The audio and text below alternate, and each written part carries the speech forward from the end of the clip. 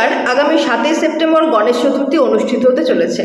যারা সৌভাগ্য বৃদ্ধি করতে চাইছেন, ব্যবসা বৃদ্ধি করতে চাইছেন, সমস্ত দিক দিয়ে মঙ্গল হোক এটি চাইছেন, তা গণেশ চতুর্থীর দিন আপনারা এই বিশেষ কয়েকটি কাজ করে নিন।